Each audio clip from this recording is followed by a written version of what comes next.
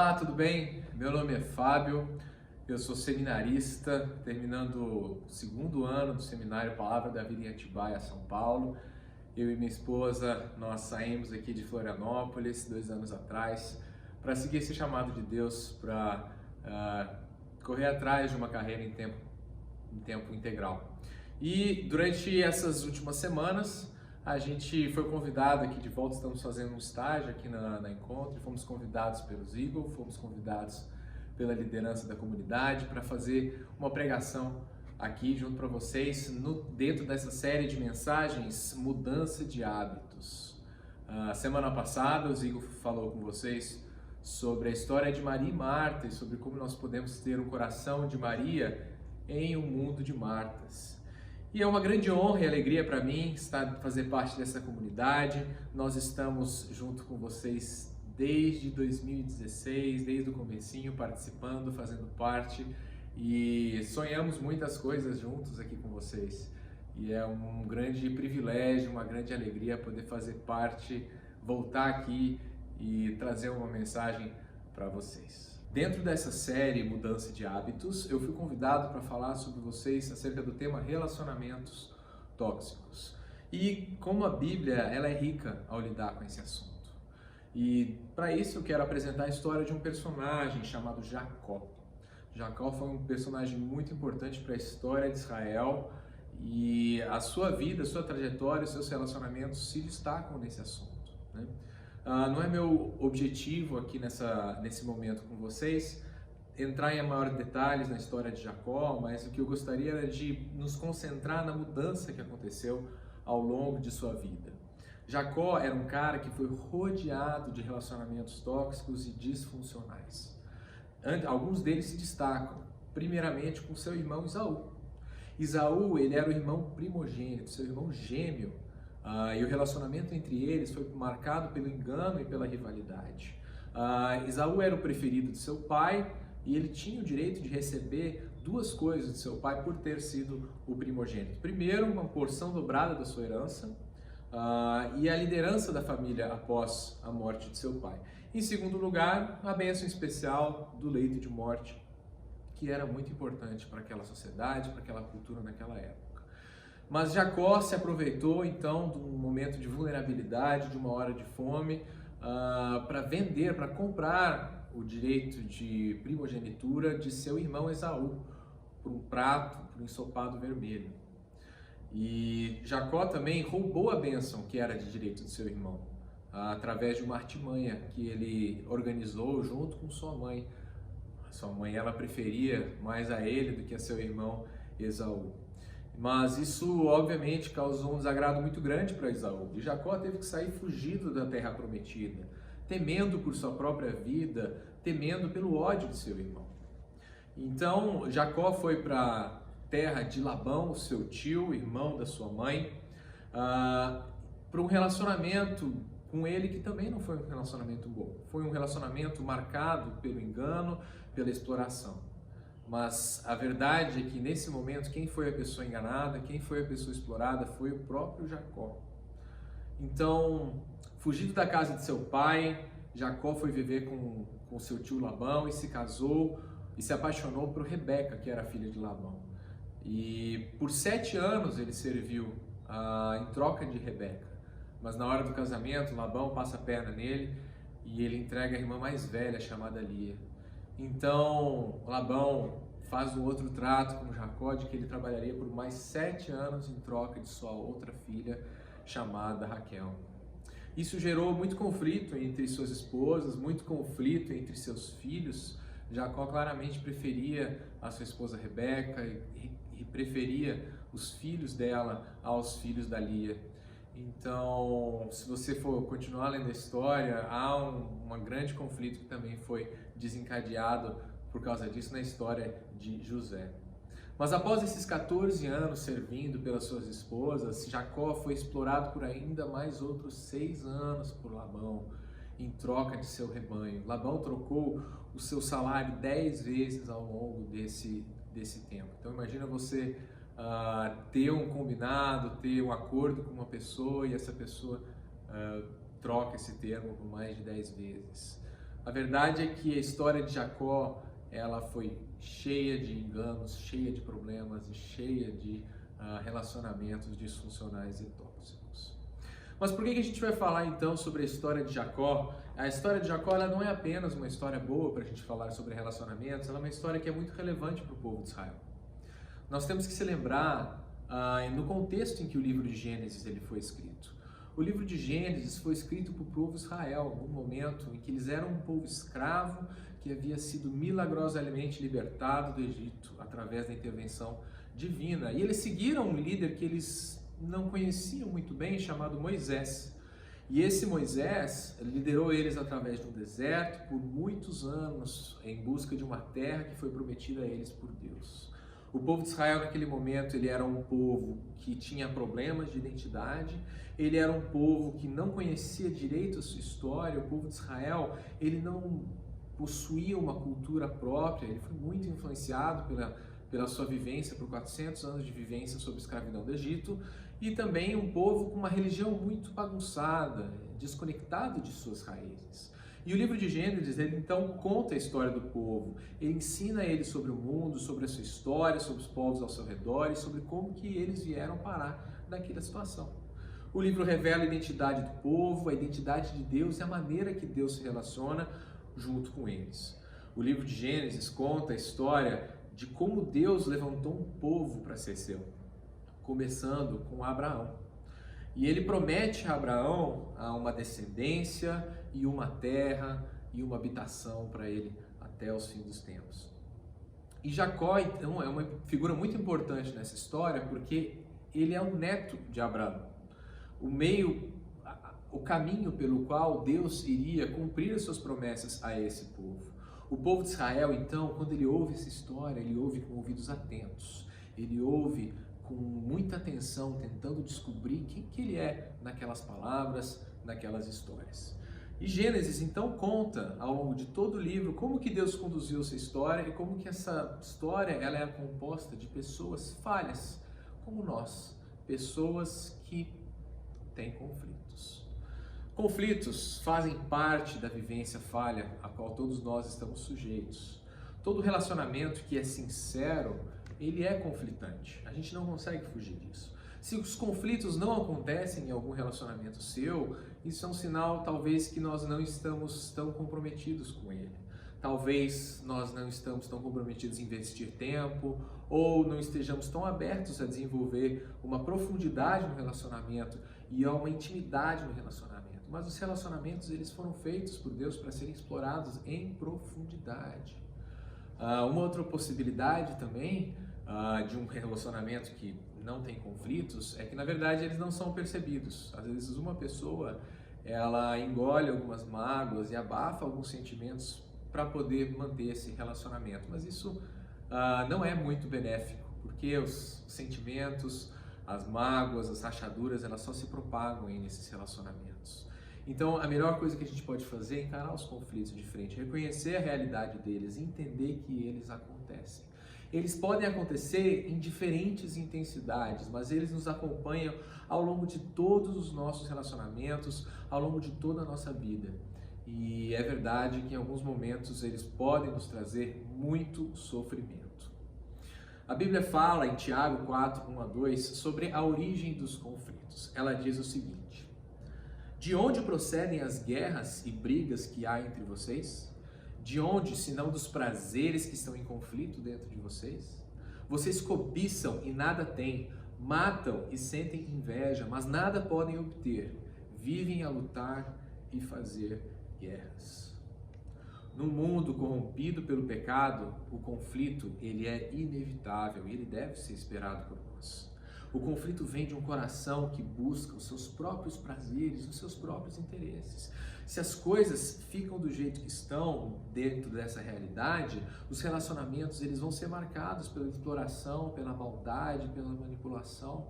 São relacionamentos verdadeiramente tóxicos. E isso claramente afetou a vida de Jacó. Jacó viveu esses relacionamentos tóxicos ao seu redor. Seus relacionamentos sempre foram baseados no engano, na obtenção de vantagem e na troca. Afetou até o seu relacionamento com Deus. Se você for ler a história de Gênesis, entre os capítulos 28 e 33, você vai perceber que a primeira vez que Jacó menciona Deus é para enganar o seu pai, quando ele rouba a bênção de seu irmão. E depois de enganar o seu irmão Esaú, Jacó então foge sozinho, longe dos seus pais, longe da terra que havia lhe sido prometida por Deus, sem comida, sem segurança, se encontra no meio da viagem, quando ele se deita sobre uma pedra e ele tem uma visão dada por Deus a ele em um sonho. A visão é uma visão de uma escadaria que saía da terra e alcançava até os céus, por meio de onde anjos de Deus subiam e desciam. Então, após essa visão, Deus fala com ele e ele renova a promessa que ele havia feito ao seu avô Abraão e ao seu pai Isaac. E o que Jacó fez diante dessa promessa, diante dessa visão, diante desse sonho que ele havia recebido? Jacó faz um voto a Deus. Esse voto pode ser encontrado lá no livro de Gênesis, capítulo 28, a partir do versículo 20, dizendo o seguinte: se Deus for comigo e me guardar nesta jornada que empreendo, e me der pão para comer e roupa para vestir, de maneira que eu volte em paz para a casa de meu pai, então o Senhor será meu Deus. E a pedra que pus como coluna será a casa de Deus, e de tudo que me concederes, certamente te darei o dízimo. Então aqui a gente pode dizer que nasce a teologia da prosperidade. Jacó, nesse momento, ele quer entrar numa relação de barganha com Deus. Deus era mais uma pessoa que ele podia negociar, que ele podia se beneficiar numa relação de troca. E se Deus está nesse jogo, para Jacó, só pode ser porque ele quer receber alguma coisa em troca. Então Jacó pensa para si mesmo: sabe o que eu vou fazer? Eu vou oferecer a minha adoração. Eu vou oferecer uma casa para Deus. E eu vou oferecer sacrifícios em seu nome, em troca de proteção, em troca de comida, em troca de sucesso, em troca de roupa ao longo da minha jornada. Jacó não entendeu quem que ele era. Jacó não entendeu quem Deus era. E Jacó não entendeu qual que eram os termos da relação que ele tinha com Deus, os termos da aliança que Deus fez junto com ele. Jacó podia estar dizendo para Deus a seguinte frase: se você me abençoar, então eu vou te dar o direito e o privilégio de ser o meu Deus. É muita ousadia, certo? Por que Jacó se relaciona com Deus dessa maneira? Porque a gente vai ver nas histórias que a relação das trocas no relacionamento de Jacó são muito importantes. Ela é muito relevante. Jacó viveu uma relação de troca com Esaú pelo seu direito de primogenitura. Jacó troca Labão 7 anos de sua vida por sua filha Rebeca.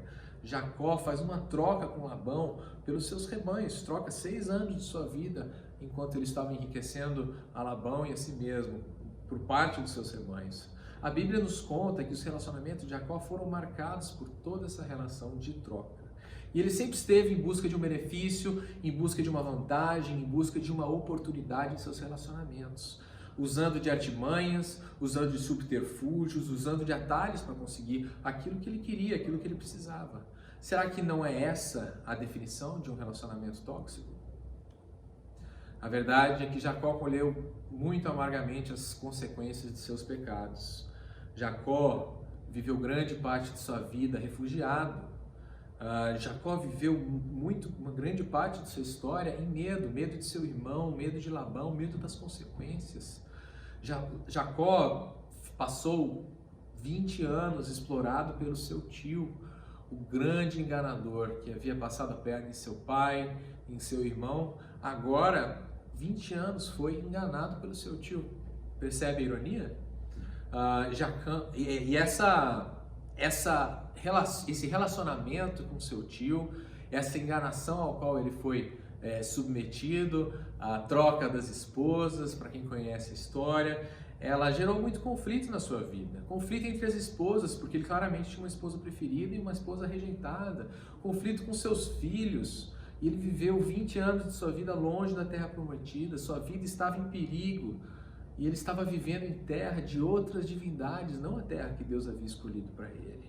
As promessas que Deus havia feito para ele estavam ameaçadas pelas circunstâncias. E ele estava nesse momento então fugindo de seu irmão, num grande drama, numa grande desesperança, sozinho e largado. E a situação da vida dele estava precária e ela precisava de uma intervenção. Assim são os nossos relacionamentos. Nossos relacionamentos, eles precisam de uma intervenção. Algo que venha de fora do homem e que venha de fora, de além das suas capacidades. Precisamos de uma força que não vem da gente para poder resolver e lidar e viver com os conflitos de forma saudável. É necessária uma intervenção divina. No caso de Jacó, a intervenção ela foi direta.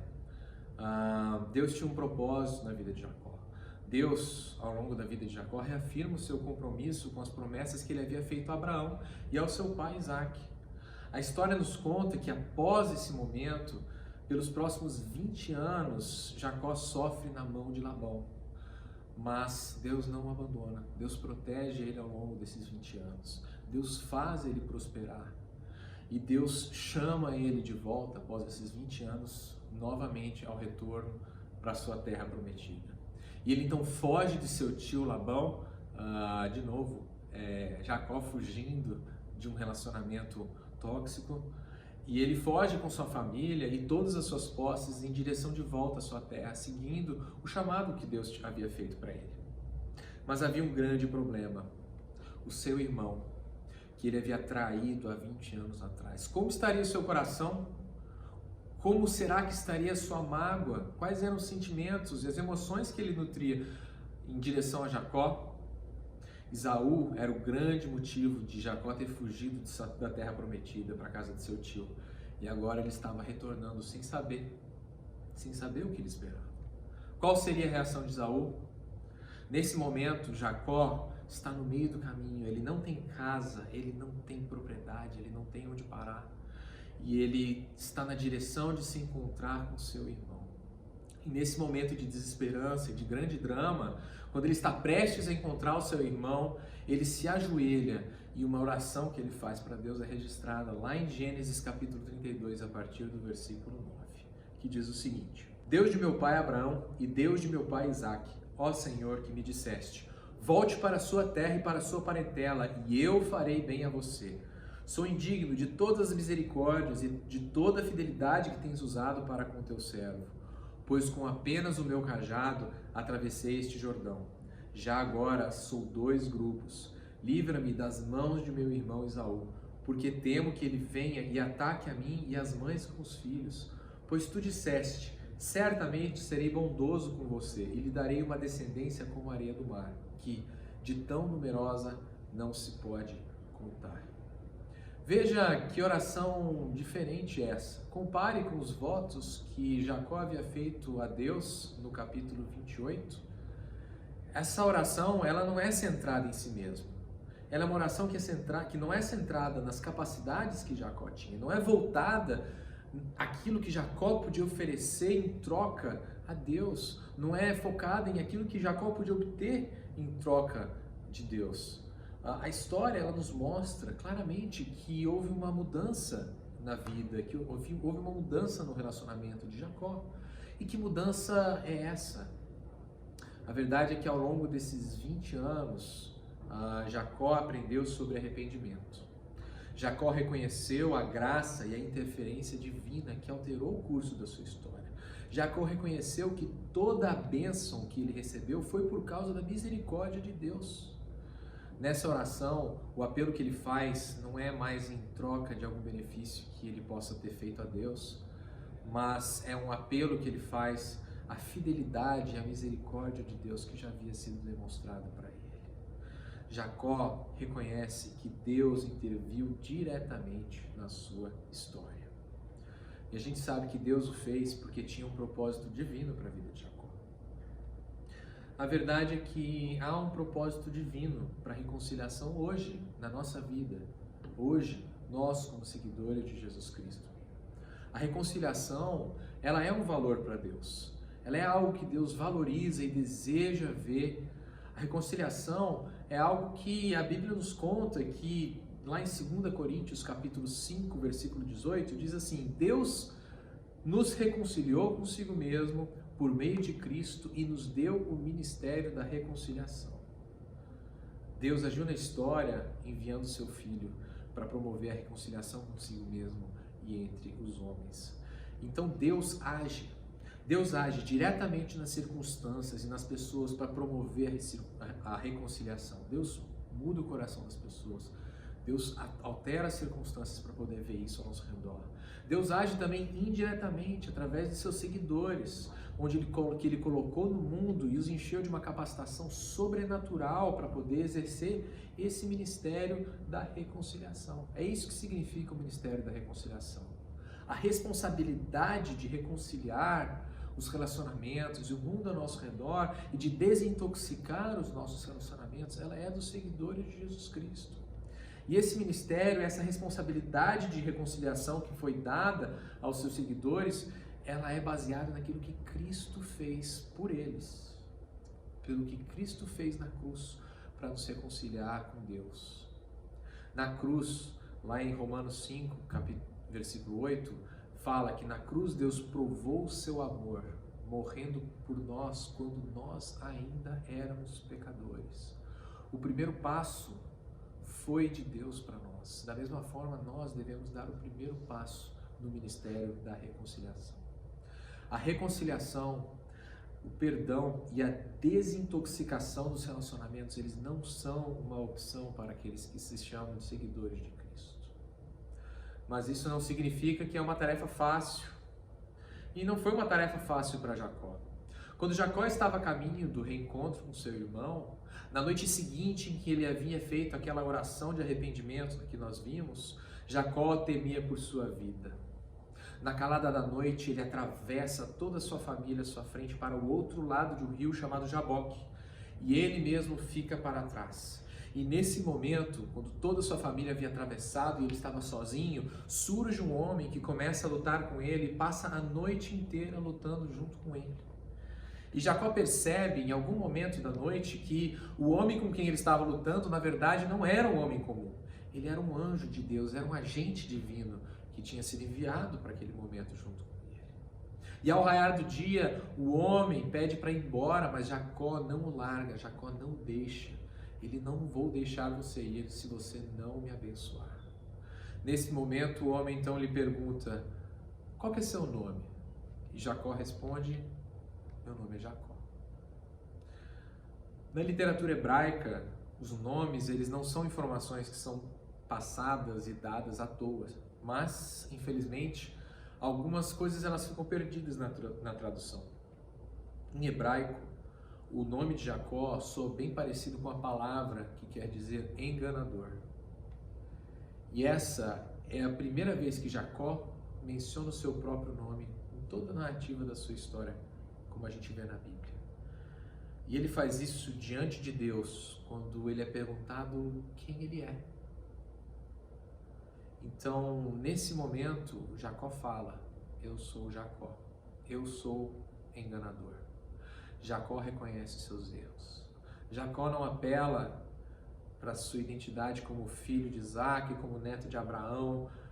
Jacó se apresenta diante de Deus como um enganador. Mas a história, ela não para por aí. Em uma reviravolta ainda maior, o anjo, o enviado de Deus, ele olha para Jacó e fala: seu nome agora não é mais Jacó. O seu nome é Israel. Israel significa aquele que luta com Deus. A vida de Jacó não seria mais definida pelos seus enganos, mas ele seria definida pelo seu encontro que ele tinha feito com Deus, a luta que ele tinha feito com Deus. Por que isso? Porque o encontro com Deus muda tudo, muda tudo. E a gente percebe isso porque Jacó não recebe apenas um novo nome, mas ele recebe uma coragem renovada. Antes, ele mandou seus presentes, mandou sua família à frente para tentar apaziguar os ânimos de seu irmão Esaú, mas no dia seguinte ele se encontrou com seu irmão, à frente de sua família e à frente de suas posses. E ele se apresenta diante de seu irmão com humildade, com generosidade. Ele dá o primeiro passo na tentativa de se reconciliar com o seu irmão. A verdade é que ali, à beira do rio, Jacó morreu e nasceu Israel em seu lugar. Todos nós machucamos, todos nós desapontamos, frustramos uns aos outros quase todos os dias. E a verdade é que mesmo após o perdão, a dor ela pode permanecer. E essa dor que porventura a gente sente, mesmo após o perdão, ela não é um pecado. Mas a gente não deve deixar que essa dor se transforme em raiva, se transforme em amargura, se transforme em ressentimento para com o outro. Embora seja difícil, a única forma da gente conseguir exercer o ministério da reconciliação de nossos relacionamentos é a partir de uma intervenção divina. Mas há esperança. A gente aprende com a história de Jacó que Deus muda a sua trajetória. Que depois que Jacó tem uma experiência face a face com Deus, ele tem a oportunidade de se arrepender, ele tem a oportunidade de mudar os seus caminhos, ele experimenta uma conversão. A história de Jacó, ela termina em 33, no capítulo 33, versículo 20, com um versículo que é maravilhoso, que diz o seguinte: e levantou ali um altar, e lhe deu o nome de Deus, o Deus de Israel. Jacó volta à terra prometida, e ele levanta um altar chamado Deus, o Deus de Israel. Esse altar ele é uma celebração do relacionamento de Jacó com Deus. Jacó fala com Deus, não mais se direcionando a ele como se fosse o Deus de Abraão ou o Deus de Isaac. Agora Deus é Deus de Israel. Aquele altar seria uma marca que distinguia Jacó e sua família dos povos pagãos que viviam ao seu redor. Essa marca distinguiria os relacionamentos que ele teria com as outras pessoas também. O que eu faço com isso? Que a gente assuma a responsabilidade de desintoxicar os nossos relacionamentos com os outros. Que nós nos arrependamos de nossos comportamentos tóxicos. A gente aprendeu hoje que as artimanhas de Jacó, elas não levaram a lugar algum. E elas também não vão nos levar a lugar nenhum. Quem sabe você vive algum relacionamento que é marcado pela chantagem emocional, pela manipulação, quem sabe pelo controle excessivo, pela falta de respeito, ou por um ciúme que é doentio. Quem sabe seus relacionamentos são marcados por falta de amor e falta de compreensão, ou talvez frieza ou indiferença uns com os outros. Quem sabe vivem numa dependência emocional que não é sadia, ou até numa violência que se manifesta de forma física ou verbal. Talvez você vive um relacionamento que é marcado por grosserias, por falta de perdão, por mentiras, por fofocas. Nós não fomos feitos para viver nossos relacionamentos em pé de guerra. Que nós tomemos então o primeiro passo. E se a gente já tomou o primeiro passo, que a gente tome ele de novo, quantas vezes forem necessárias. O objetivo da reconciliação, ela é a restauração do relacionamento para o momento, ou para o estado que ele tinha antes do conflito. Ou quem sabe até um relacionamento mais maduro, mais saudável, mais profundo. E que a gente assuma esse compromisso. O compromisso de, em vez de atacar aos outros ou insistir em seus erros, que a gente assuma a responsabilidade por nossa própria contribuição para os conflitos que a gente pertence. Que a gente confesse os nossos pecados, pedindo a Deus que nos ajude a mudar qualquer atitude e hábito que nos leve ao conflito. E que a gente tome o primeiro passo, buscando reparar qualquer dano que a gente tenha causado uns aos outros. Em segundo lugar, o que a gente faz? Que a gente confie em Deus. No final, as soluções para os relacionamentos, elas não partiram de Jacó. E elas também não partem de nós. De maneira última, Deus estava conduzindo a vida de Jacó. E Deus estava trabalhando ao longo daqueles 20 anos na vida de Esaú. Deus não depende de nós para poder fazer a sua parte. Se alguém tem um problema com você ou comigo, o problema ele é da pessoa com Deus e não nosso. Mas a gente precisa entender, confiar e crer que o mesmo Deus que trabalha em nossas vidas, que Ele também está trabalhando na vida deles. 20 anos depois, os irmãos se encontraram. E Esaú não era o mesmo Esaú de 20 anos atrás. E Jacó não era o mesmo Jacó de 20 anos atrás. Jacó foi diante de Esaú com humildade e com quebrantamento. Que a gente creia que o perdão ele é uma possibilidade. Que a gente não caia na mentira de que os relacionamentos estão estragados a ponto de não poderem ser restaurados. Eu não vivi a dor que você viveu, eu não passei pelas dificuldades, pelos sofrimentos nos relacionamentos que você tem, mas Jesus se identifica com a nossa dor. Jesus sabe exatamente, melhor do que qualquer pessoa, o que você sente, quão machucado você foi pelas outras pessoas. E a verdade é que Deus é maior do que a nossa dor. Deus é maior do que a nossa dificuldade em perdoar. E Deus é maior do que a dificuldade dos outros em perdoar a gente. Deus é capaz de tornar o perdão possível. Que a gente possa crer e orar por cura em nossos relacionamentos. E, em último lugar, que a gente possa desintoxicar o nosso relacionamento com Deus. Será que nós estamos comprometidos a nos submeter à vontade de Deus em nossas vidas? Será que no nosso relacionamento com Deus nós confiamos nas suas promessas ou nas nossas forças? Será que nós vestimos máscaras para tentar lidar com Deus? Será que Deus é apenas um acessório nas nossas vidas ou de fato Deus é o centro, o Deus, o Senhor e Salvador de nossas vidas? Será que nós colocamos Deus em uma gaveta para tirá-lo apenas aos domingos quando nós vamos para a igreja? Ou será que nosso tempo, os nossos recursos, as nossas bênçãos, elas pertencem a nós? Ou será que elas foram dadas a nós graciosamente por Deus, por causa da sua bondade? Somos pessoas que, ao lidar com os outros e lidar com Deus, a gente reivindica direitos? Ou somos pessoas gratas pelos nossos privilégios? Deus, hoje, está nos chamando para uma vida de relacionamento, de intimidade e submissão com Ele. Talvez seja uma boa hora para você se arrepender e se reconciliar e desintoxicar sua relação com Deus. Oremos. Senhor Deus, muito obrigado porque você demonstra o seu perdão por nós. Muito obrigado porque você deu o primeiro passo para se reconciliar com a gente.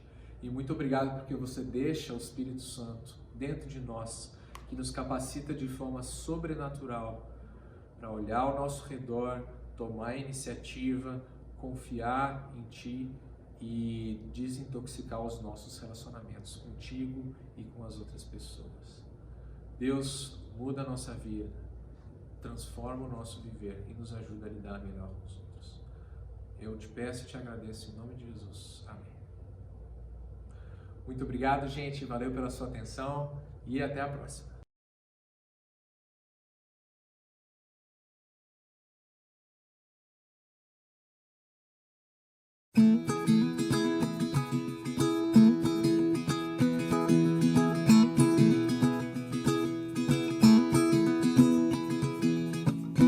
Ano novo, vida nova, mas se a gente não for diferente, tudo vai ser igual. Novas estações, outras emoções, mas se a gente não for diferente, tudo vai ser igual. Se a gente não viver numa boa, se ficarmos estressados à toa, se não nos importarmos com as pessoas, tudo vai ser igual. Se brigar por causa de futebol e falar palavrão no farol, se não virmos a beleza do sol, tudo vai ser igual. Se o amor de Deus não for a diferença, tudo vai ser igual.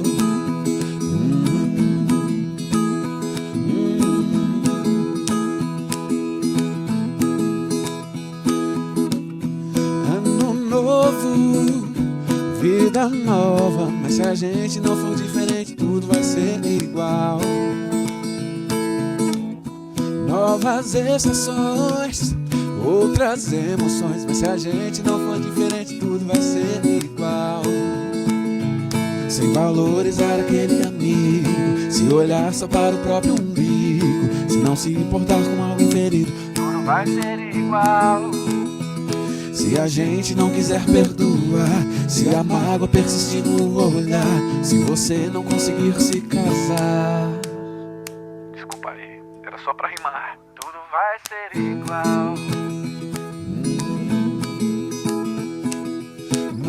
Muito amor de Deus aí na tua casa, vai ser muito legal. Muito amor de Deus e o teu ano novo vai ser sem igual.